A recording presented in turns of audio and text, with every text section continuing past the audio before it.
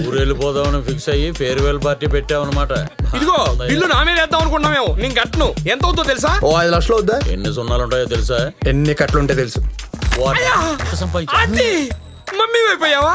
ఈ కన్న కొడుకు కనికరించావా? కోటి మా తల్లి. అది 5 లక్షలరా? అయితే ఆంటీ కూతురు ఇది. కోటి వచ్చాక మమ్మీ అంటానే. నీ ఆవేశం చూసి అప్పుడే అనుకున్నాను వసూలు చేస్తావని.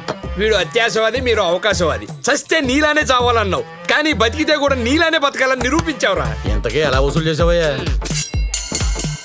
అరటి పళ్ళు కత్తికి భయపడ్డా? ఆడెవడయ్యా? ఆడెవడో తెలియదు కానీ ఆడి boss by impress job offer ఇచ్చాడు.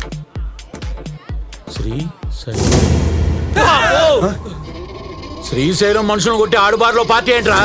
ఆడవాడు ఆడు ఇడు కాదు, ఈ సిటీకి గాడు. శ్రీశైలం యముడు తన వర్క్ లోడ్ తగ్గించుకోవడానికి ఈ సిటీకి వాడిని అపాయింట్ చేసుకున్నాడు రా. ల్యాండ్ కబ్జా చేసినట్టు వాడు బాగా నడిచే వ్యాపారాలనే కబ్జా చేస్తాడు. ఇలాంటివి 100 చేశాడు. ప్రతి ప్రాపర్టీ మీద పక్కవాడి పేరు పెడతాడు, కానీ ఓనర్ మటుకు వాడే. బినామీ వ్యాపారాల్లో బిల్ గేట్స్ రేంజ్ వాడిది. పోలీసులు వీడు మొగుడు పిల్లల టైపు. వీడికి కావాల్సింది వాళ్ళు ఇస్తారు, వాళ్ళకి కావాల్సింది వీడిస్తాడు. Central finance minister Jagadish Naidu వీడికి మెయిన్ బ్యాక్గ్రౌండ్.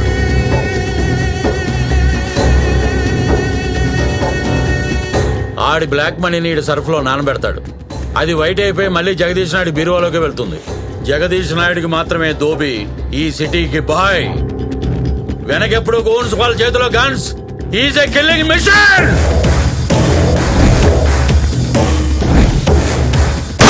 ఈ కార్డు ఇచ్చింది వాడి అడ్రస్కి వెళ్ళి చచ్చిపోమని. వెళ్ళి చావు. దీనమ్మ వచ్చేసిందిరా కోటి.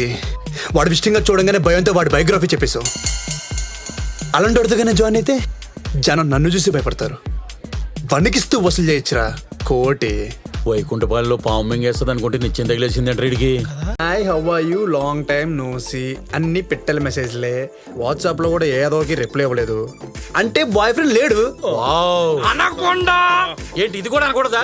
ఈ వయసులో నేను చేస్తారండి. బర్త్డే డేట్ ముందు తెలియడం చాలా ప్రాబ్లం అయిపోయింది. వీడితో పెద్ద ఎంగైన